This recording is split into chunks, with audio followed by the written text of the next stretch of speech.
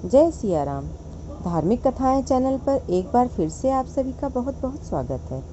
आज की अपनी इस वीडियो के माध्यम से मैं आप सभी के समक्ष श्रावण मास महात्म्य का 16वां अध्याय प्रस्तुत कर रही हूँ, जिसमें शीतला सप्तमी व्रत का वर्णन किया गया है तथा इसकी व्रत कथा भी है।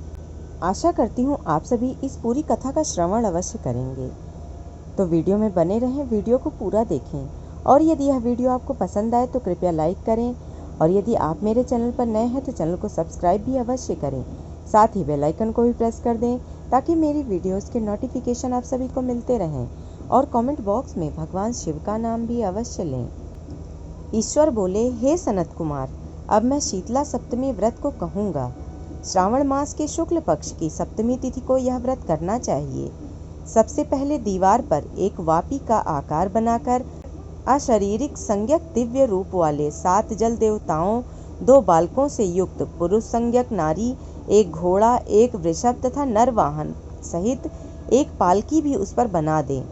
इसके बाद 16 उपचारों से 7 जल देवताओं की पूजा होनी चाहिए। इस व्रत के साधन में ककड़ी और दधी ओदन का नैवेद्य अर्पित करना चाहिए। उसके बाद नैवेद्य के पदार्थों में से ब्राह्मण को वायन देना चाहिए। इस प्रकार 7 वर्ष तक इस व्रत को करने के बाद उद्यापन करना चाहिए। इस व्रत में प्रत्येक 7 वर्ष सुवासिनियों को भोजन कराना चाहिए। जल देवताओं की प्रतिमाएं एक सुवर्ण पात्र में रखकर बालकों सहित एक दिन पहले संध्या काल में भक्ति पूर्वक उनकी पूजा करनी चाहिए। प्रातः काल पहले ग्रह होम करके देवताओं के निमित्त चारू से होम करना चाहिए। जिसने पहले इस व्रत को किया और उसे जो फल प्राप्त हुआ उसे आप सुने। सौराष्ट्र देश में शोभन नामक एक नगर था। उसमें सभी धर्मों के प्रति निष्ठा रखने वाला एक साहूकार रहता था। उसने जल रहित एक अत्यंत निर्जन वन में बहुत पैसा खर्च करके शुभ तथा मनोहर सीढ़ियों से युक्त पशुओं को जल पिलाने के लिए सरलता से उतरने चढ़ने योग्य छड़ पत्थरों से बंधी हुई तथा लंबे समय तक टिकने वाली एक बावली बनवाई। उस बावली के चारों ओर थके राहगीरों के विश्राम के लिए अनेक प्रकार के वृक्षों से शोभायमान एक बाग लगवाया। लेकिन वह बावली सूखी ही रह गई और उसमें एक बूंद पानी नहीं आया। साहूकार सोचने लगा, मेरा प्रयास व्यर्थ हो गया और व्यर्थ ही धन खर्च हुआ। इसी चिंता में विचार करता हुआ वह साहूकार रात में वहीं सो गया। तब रात्रि में उसके स्वप्न में जल देवता आए और उन्होंने कहा कि हे धनत, जल के आने का उपाय तुम सुनो। यदि तुम हम लोगों के लिए आदरपूर्वक अपने पौत्र की बलि दो तो उसी समय तुम्हारी यह बावली जल से भर जाएगी। यह सपना देख साहूकार ने सुबह अपने पुत्र को बताया। उसके पुत्र का नाम द्रविड़ था और वह धर्म कर्म में आस्था रखने वाला था। वह कहने लगा, आप मुझ जैसे पुत्र के पिता हैं, यह धर्म का कार्य है, इसमें आपको ज्यादा विचार नहीं करना चाहिए। यह धर्म ही है जो स्थिर रहेगा और पुत्र आदि सब नश्वर हैं। अल्प मूल्य से महान वस्तु प्राप्त हो रही है, अतः यह क्रय अति दुर्लभ है, इसमें लाभ ही लाभ है। शीतांशु और चंडाशु ये मेरे 2 पुत्र हैं। इनमें शीतांशु नामक जो ज्येष्ठ पुत्र है उसकी बलि बिना कुछ सोच विचार किए आप दे दें, लेकिन पिताजी घर की स्त्रियों को यह रहस्य कभी ज्ञात नहीं होना चाहिए। उसका उपाय यह है कि इस समय मेरी पत्नी गर्भ से है और उसका प्रसव काल भी निकट है, जिसके लिए वह अपने पिता के घर जाने वाली है। छोटा पुत्र भी उसके साथ जाएगा। हे तात, उस समय यह कार्य निर्विघ्न रूप से संपन्न हो जाएगा। पुत्र की यह बात सुनकर पिता उस पर अत्यधिक प्रसन्न हुए और बोले, हे पुत्र, तुम धन्य हो और मैं भी धन्य हूँ जो कि तुम जैसे पुत्र का मैं पिता बना।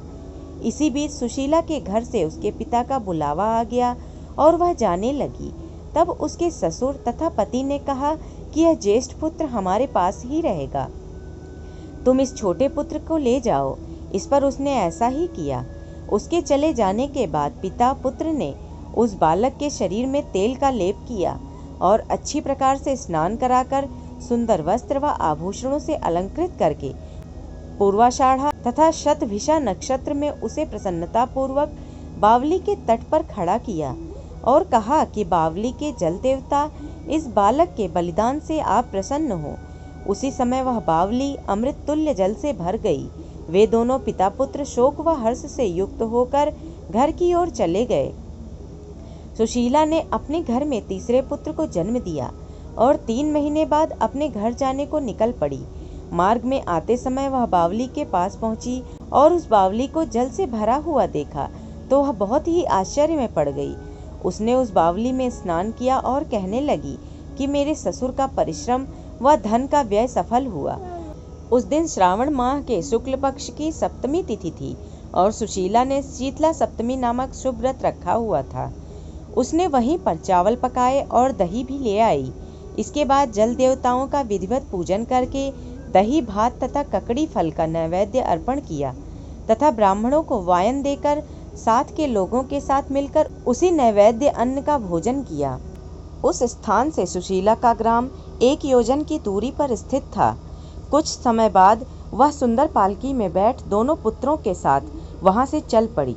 तब वे जल देवता कहने लगे कि हमें इसका पुत्र जीवित करके इसे वापस करना चाहिए, क्योंकि इसने हमारा व्रत किया है।